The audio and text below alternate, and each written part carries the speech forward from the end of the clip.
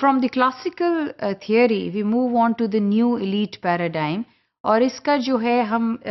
Development دیکھتے ہیں very briefly again.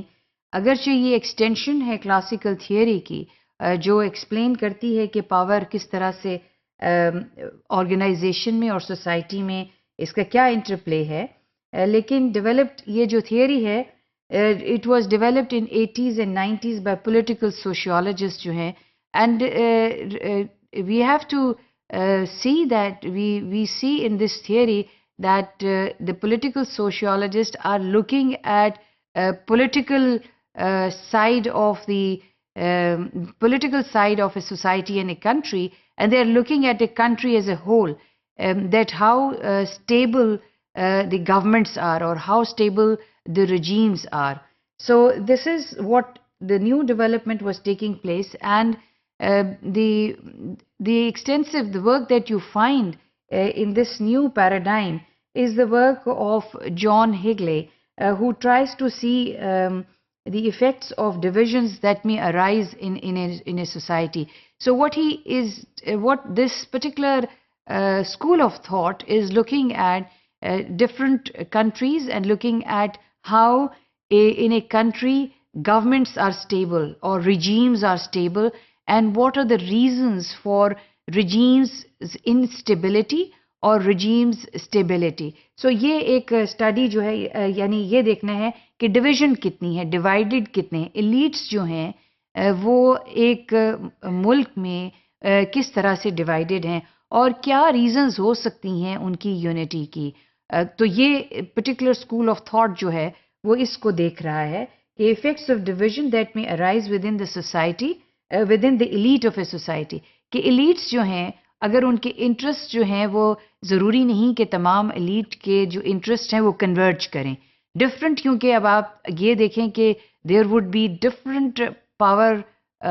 Players اور stakeholders and they may have different vested interest. So کیا چیز ہے جو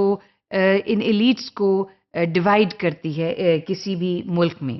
سو this is exactly what they were looking at. اور انہوں نے اس کو اس اسٹڈی اسکول آف تھاٹ نے اس کو کچھ اس طرح سے دیکھا، انہوں نے دو چیزوں میں اس کو ڈیوائڈ کیا، اور خاص طور پہ دے ور لوکنگ ایٹ کہ ڈیموکریٹک گورنمنٹس جو ہیں وہ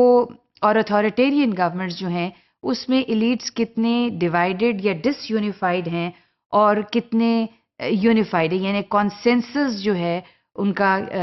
ایلیٹس کا ہے. سو ان کا اس تھیوری کے مطابق، اس پیراڈائم، اس فریم ورک کے مطابق ڈس یونیفائڈ نیشنل ایلیٹ کا مطلب یہ ہے کہ موسٹ کامن ٹائپ اگر یہ ہوں گے تو جو رجیمز ہیں وہ انسٹیبل ہوں گی، یعنی گورنمنٹ میں اسٹیبلٹی نہیں ہوگی، یعنی وہ جلدی سے وہ زیادہ عرصہ جو ہے اپنا یوں کہہ لیں کہ اپنا ٹینیور پورا نہیں کر پائیں گے، اور کوئی نہ کوئی اور طاقت جو ہے وہ آ کر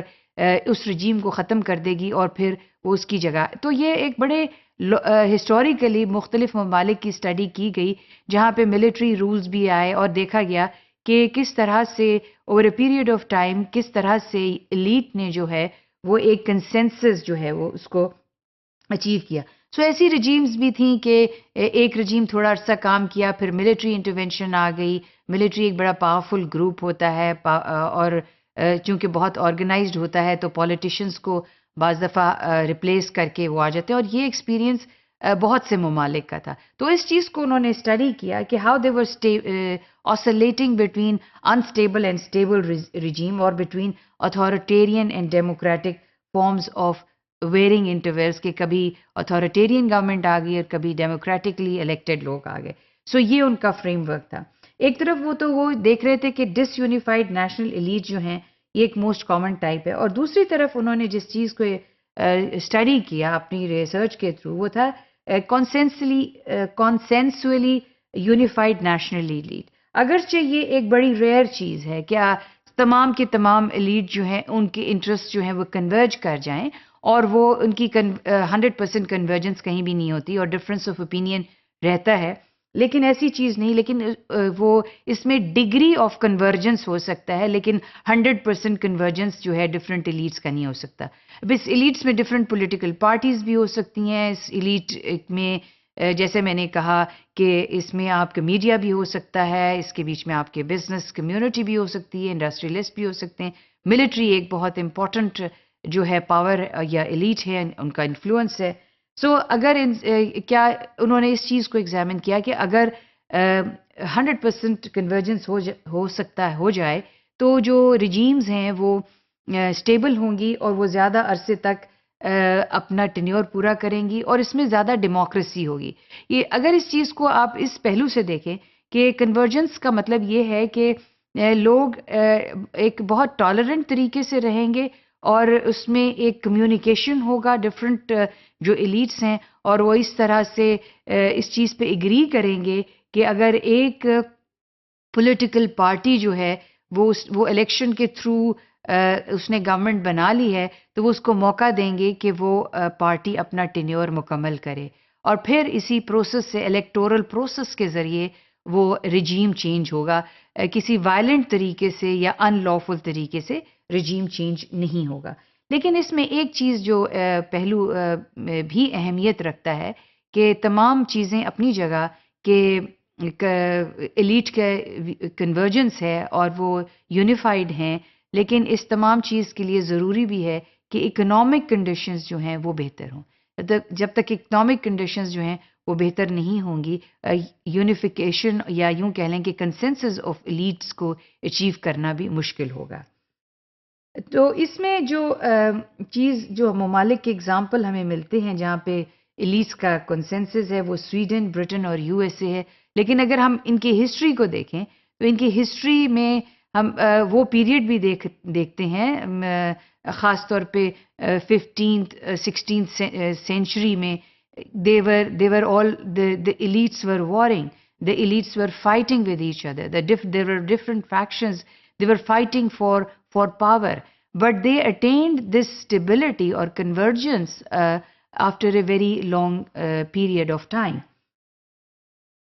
A large number of scholars like Mosca and Pareto, Huntington in 1984 have indicated that the unity of national elite is a very important determinant of regime stability. یعنی regime کی stability کے لیے یہ ایک بہت important variable ہے اور اس کو اگنور نہیں کیا جا سکتا. And there is a connection between elite disunity and regime instability. یعنی elite جتنے divergent ہوں گے اتنی ہی زیادہ instability ہوگی. It's an illustration that how the unified elite consensus جہاں پہ elite کا ہوگا وہاں پر regimes جو ہیں وہ stable ہوں گی، اور جتنے elites disunified ہوں گے اتنی ہی زیادہ regimes جو ہیں governments جو ہیں وہ انسٹیبل ہوں گی. سو کیا سٹیپس ہیں ویوز کو یکجا کرنے کے لیے؟ کیا سٹیپ ہیں؟ اس کی دو بڑی امپورٹنٹ کنڈیشنز ہیں. ایک تو یہ ہے کہ the elites must share and agree on the rules of how they are going to conduct themselves. Code of political conduct جو ہے وہ ایلیٹ کو اس پہ اگریمنٹ کرنی ہوگی، یعنی اگر وہ اس پہ اگری کرتے ہیں. دوسری چیز یہ ہے کہ پارٹیسپیشن، جتنا زیادہ ایلیٹس آپس میں مل کے بیٹھیں گے اور ان کی ایکسیس ہوگی to the main decision maker جو بھی اس گروپ کا ہے، تو اتنی زیادہ جو ہے وہ کمیونیکیشن سے انڈرسٹینڈنگ جو ہے وہ بہتر ہوگی. یہ دو میجر سٹیپس ہیں اگر آپ نے ایلیٹس کو یونیفائی کرنا ہے تو یہ دو میجر سٹیپس ہیں. ایک تو یہ ہے کہ کوڈ آف کنڈکٹ پہ اگریمنٹ ہونی چاہیے، اور دوسری چیز یہ ہے کہ پارٹیسپیشن ہونی چاہیے اور ایک ایسی انٹیگریٹڈ اسٹرکچر ہونی چاہیے جس سے یہ ایلیٹس جو ہیں ایک دوسرے سے بات چیت کر سکیں اور ان کی ایکسیس ہو to the main decision maker. So اس میں یہ ہم دیکھتے ہیں کہ ایلیٹس اور ریجیمز جو ہیں یہ بہت بڑا یہ انٹرٹوائنڈ قسم کا ریلیشن شپ ہے، اور اس میں یہ ضروری ہے کہ ایلیٹس جو ہیں وہ ایک یکجا ہوں. اب اس میں جو ایک اور پہلو ہے وہ یہ ہے کہ جیسے کہ ڈیولپڈ کنٹریز کی مثال ہے کہ وارنگ ایلیٹس جو تھے they were fighting with each other for a very long time, and when they thought that when they got tired or when they thought they were not gaining anything neither economically nor politically, they negotiated and they came to an agreement that now they are going to have peace with each other and they are going to come